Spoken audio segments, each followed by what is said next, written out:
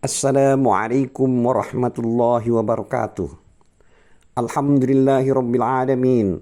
Wassalatu wassalamu ala asrafil mursalin Sayyidina Muhammad wa ala alihi wa sahbihi ajma'in. Amma ba'du. A'udzu billahi minasyaitonir rajim. Bismillahirrahmanirrahim. والمطلقات يتربصن بأنفسهن ثلاثة قروء ولا يحل لهن أن يكتمن ما خلق الله في أرحامهن إن كن يؤمن بالله واليوم الآخر وبعولتهن أحق بردهن في ذلك إن أرادوا إصلاحا ولهن مثل الذي عليهن بالمعروف وللرجال عليهن درجة Wallahu azizun hakim. Artinya, wanita-wanita yang ditalak hendaklah menahan diri atau menunggu 3 kali quru. Tidak boleh mereka menyembunyikan apa yang diciptakan Allah dalam rahimnya. Jika mereka beriman kepada Allah dan hari akhirat, dan suami-suaminya berhak merujuknya dalam menanti masa itu jika mereka para suami itu menghendaki islah. Dan para wanita mempunyai hak yang seimbang dengan kewajibannya menurut cara yang ma'ruf. Akan tetapi para suami mempunyai satu tingkat kelebihan daripada istrinya, dan Allah Maha Perkasa lagi Maha Bijaksana. Surat Al-Baqarah ayat 228. Dulur-dulur seiman, dari ayat yang telah dibacakan di atas dapat diketahui bahwa ini merupakan perintah Allah Azza wa Jalla bagi para wanita yang diceraikan, yang sudah dicampuri oleh suami mereka dan masih haid. Mereka diperintahkan untuk menunggu selama 3 kali quru. Artinya mereka harus berdiam diri selama 3 quru, yaitu 3 kali masa suci atau haid setelah diceraikan oleh suaminya. Setelah itu jika menghendaki mereka boleh menikah dengan laki-laki lain. 4 imam, yaitu Imam Maliki, Imam Hanafi, Imam Hambali, dan Imam Syafi'i, telah mengecualikan hamba sahaya dari keumuman ayat yang telah kita bacakan di atas. Menurut mereka, jika hamba sahaya ini diceraikan, maka dia hanya perlu menunggu 2 quru saja, karena mereka berkedudukan setengah dari wanita merdeka. Sedangkan quru itu sendiri tidak dapat dibagi menjadi 2, sehingga cukup bagi para hamba sahaya untuk menunggu 2 quru saja. Artinya 2 masa suci atau 2 kali haid. Dulur-dulur seiman, para ulama salaf dan khalaf serta para imam berbeda pendapat mengenai apa yang dimaksud quru itu. Mengenai hal itu terdapat 2 pendapat. Pendapat pertama, yang dimaksud quru adalah masa suci. Dalam kitab Al-Muwatta, Imam Malik meriwayatkan dari Aisyah radhiyallahu anha bahwasanya Hafsah binti Abdurrahman pindah ke rumah suaminya saat dia menjalani haid yang ketiga kalinya. Kemudian hal itu disampaikan kepada Umrah binti Abdurrahman. Maka dia pun berkata, Urwah benar. Namun hal itu ditentang oleh beberapa orang, di mana mereka mengatakan, sesungguhnya Allah Azza wa Jalla telah berfirman melalui kitabnya, yaitu salasata kuru, artinya 3 kali kuru. Lalu Aisyah radhiyallahu anhu berkata, kalian memang benar, tetapi tahukah kalian apakah yang dimaksud dengan kuru? Kuru adalah masa suci. Dulur-dulur seiman, Imam Malik meriwayatkan dari Ibnu Syihab radhiyallahu anhu, aku pernah mendengar Abu Bakar bin Abdurrahman mengatakan, aku tidak mengetahui para fuqaha kita, melainkan mereka mengatakan hal tersebut. Yang dimaksudkan adalah hal tersebut adalah ucapan Aisyah radhiyallahu anha. Lebih lanjut Imam Malik mengatakan, pendapat Ibnu Umar itulah yang menjadi pendapat kami. Hal yang sama juga diriwayatkan dari Ibnu Abbas, Zaid bin Sabit, Salim, Al-Qasim, Urwah, Sulaiman bin Yasar, Abu Bakar bin Abdurrahman, Abban bin Usman, Atha bin Abi Rabah, Qatadah, Az-Zuhri dan beberapa fuqaha lainnya. Itu pula yang menjadi pendapat Imam Malik, Asy-Syafi'i, Daud, Abu Saur, dan sebuah riwayat dari Imam Ahmad. Pendapat itu didasarkan pada firman Allah yang artinya, maka hendaklah kalian menceraikan mereka pada waktu mereka menjalani iddahnya yang wajar. Surat At-Tolak ayat 1. Jadi maksud dari ayat tersebut adalah ceraikan mereka ketika mereka berada pada masa suci. Oleh karena masa suci itu menjadi sandaran pada pelaksanaan perceraian, hal itu menunjukkan bahwa masa suci itu merupakan salah satu dari kuru yang diperintahkan untuk menunggunya. Karenanya mereka mengatakan bahwa seorang wanita yang menjalani masa iddahnya karena diceraikan suaminya dapat mengakhiri masa iddahnya tersebut dan berpisah dari suaminya dengan berhentinya masa haid yang ketiga. Batas waktu minimal seorang wanita mendapatkan nafkah selama menjelang menyelesaikan masa iddahnya itu adalah 32 hari lebih beberapa saat. Abu Ubaidah dan ulama lainnya yang berpendapat seperti itu berdasarkan dari ungkapan seorang penyair Al-A'sha yang artinya, setiap tahun engkau melibatkan diri dalam peperangan. Kesabaranmu yang kuat telah menghantarkanmu kepada puncaknya dengan mewariskan harta benda yang pada dasarnya kehormatan karena hilangnya masa kuru istrimu pada masa itu. Adapun syair tersebut memuji salah seorang panglima perang yang lebih mengutamakan berperang daripada diam di rumah hingga hilang masa suci istrinya dan dia tidak sempat mencampurinya. Pendapat kedua. Jadi menurut pendapat kedua ini yang dimasukkan dengan kuru adalah haid. Sehingga seorang wanita belum dinyatakan selesai masa iddahnya sampai suci dari haidnya yang ketiga. Ulama lainnya menambahkan dengan kalimat, dan dia sudah mandi besar, maksudnya mandi wajib. Batas waktu minimal pemberian nafkah kepada wanita pada masa menjalani masa iddahnya adalah 33 hari. Dan sesaat sesudahnya.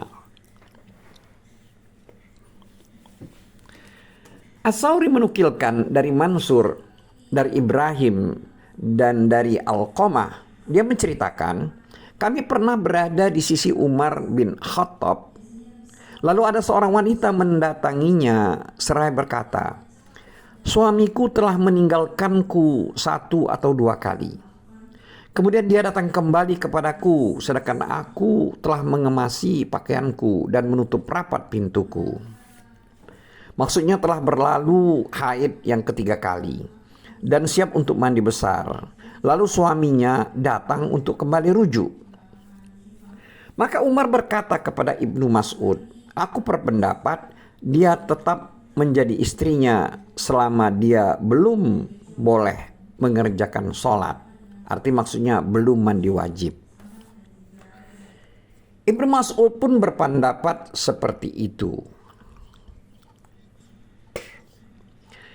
Dinukilkan juga dari Abu Bakar As-Siddiq, Umar ibnu Khattab, Utsman bin Affan, Ali bin Abi Thalib, Abu Darda, Ubadah bin Samit, Anas bin Malik, Ibnu Mas'ud, Mu'az, Ubay bin Ka'ab, Abu Musa al-Ash'ari, Ibnu Abbas, Sa'id bin Musayyab, Al-Qamah, Al-Aswad, Ibrahim, Mujahid, Atha, Tawus, Sa'id bin Jubair, Ikrimah, Muhammad bin Sirin, Al-Hasan, Qatadah, Asy-Sya'bi, Rabi bin Anas, Muqatil bin Hayyan, As-Suddi, Ma'khul, Ad-Daha, dan Atta al-Khurasani.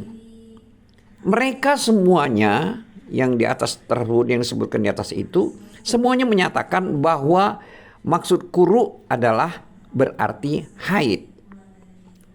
Itu pula yang menjadi pendapat Abu Hanifah dan para sahabatnya, serta pendapat yang paling sahih dari dua riwayat Ibnu Hambal, Imam Ibnu Hambal, Al-Asram meriwayatkan dari Ahmad pula, bahwa dia mengatakan, yang artinya para pembesar dari kalangan sahabat Rasulullah SAW berkata, kuru adalah haid.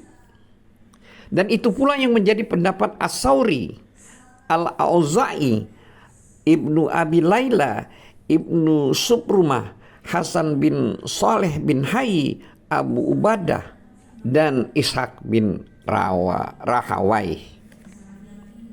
Dulur-dulur seiman, Ibnu Jarir berkata, dalam percakapan masyarakat Arab, kuru berarti waktu datangnya sesuatu yang sudah rutin dan diketahui waktunya, dan waktu berlalunya sesuatu yang sudah rutin dan sudah diketahui pula berlalunya.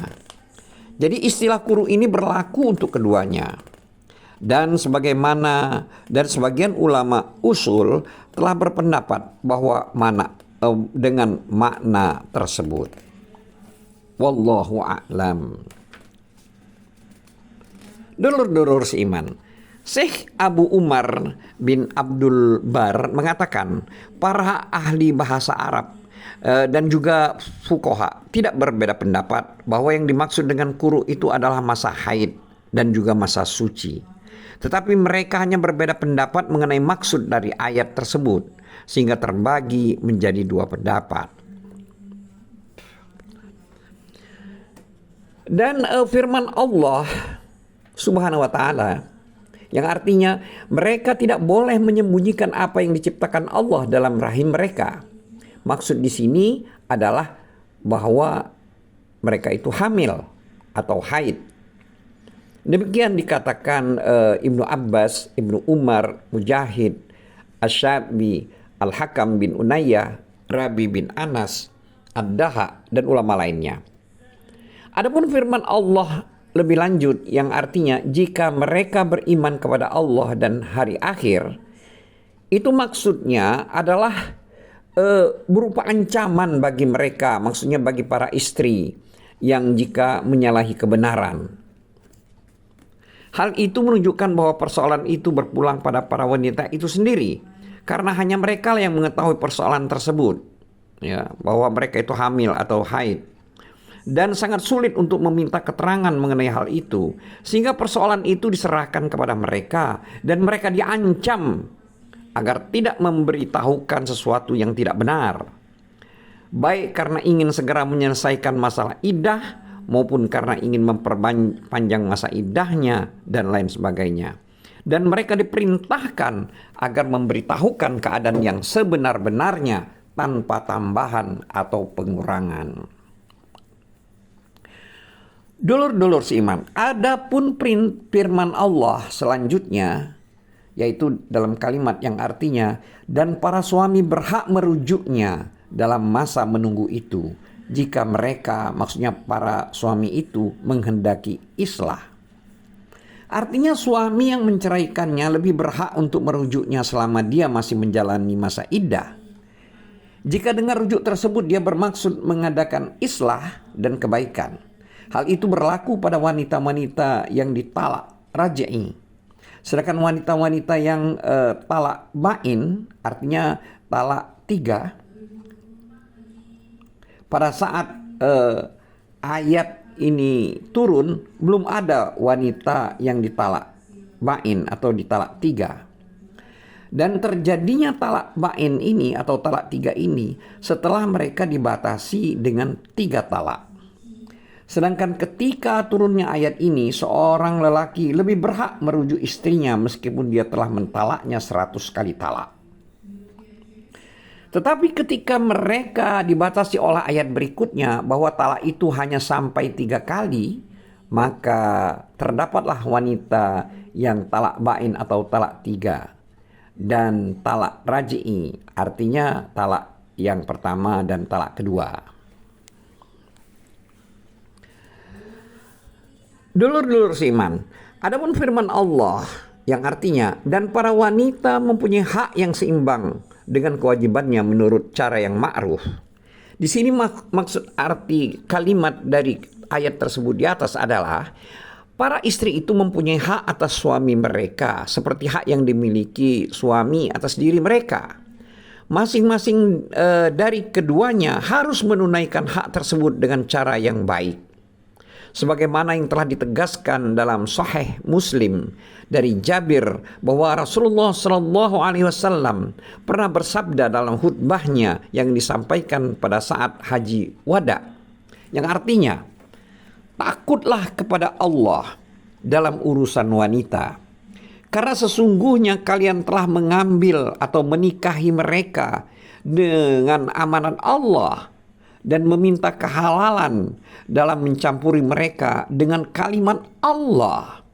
Akan tetapi kalian memiliki hak atas mereka, bahwa mereka istri tidak boleh mengizinkan seseorang yang kalian benci menginjak tikar atau rumah kalian. Jika mereka melakukan hal itu, maka pukullah mereka dengan pukulan yang tidak melukai. Juga diwajibkan atas kalian para suami untuk memberikan nafkah dan pakaian kepada mereka, yaitu istri, dengan cara yang baik. Hadis riwayat Muslim. Dulur-dulur seiman, dalam hadis Bas bin Hakim dari Muawiyah bin Haidah al-Qushairi dari ayahnya, dari kakeknya, bahwasanya dia pernah bertanya, "Ya Rasulullah, apakah hak istri salah seorang dari kami?" Maka Rasulullah SAW bersabda, "Hendaklah engkau memberikan makan kepadanya jika engkau makan, memberinya pakaian jika engkau berpakaian, dan engkau tidak boleh memukul wajahnya, tidak boleh menghina, dan tidak boleh pula mengisolasinya kecuali dalam rumah." Hadis riwayat Abu Daud dengan sanad sahih dan An-Nasai. Dulur-dulur seiman, adapun firman Allah, yaitu kalimat dari ayat yang telah dibaca, yaitu yang artinya, akan tetapi para suami mempunyai satu tingkat lebih tinggi daripada istrinya. Ini maksud dari kalimat tersebut, kelebihan dalam bentuk tubuh, kemudian kedudukan, ketaatan dalam perintah, pemberian nafkah, penunaian berbagai kewajiban dan kepentingan, serta kelebihan di dunia dan di akhirat. Itulah yang maksud lebih tinggi satu tingkat dari istri. Dan ini disebutkan dalam firman Allah yang artinya, kaum laki-laki adalah pemimpin bagi kaum wanita. Oleh karena itu Allah telah melebihkan sebagian mereka, maksudnya laki-laki, atas sebagian yang lain, yaitu wanita. Dan karena mereka laki-laki telah menafkahkan sebagian dari harta mereka. Surat An-Nisa ayat 34. Selanjutnya firman Allah yang berbunyi, dan Allah Maha Perkasa lagi bijaksana, itu maksudnya adalah Maha Perkasa dalam memberikan siksaan kepada orang yang mendurhakainya atau melanggar perintah Allah, serta bijaksana dalam perintah, syariat, dan ketetapannya. Maksudnya ketetapan Allah.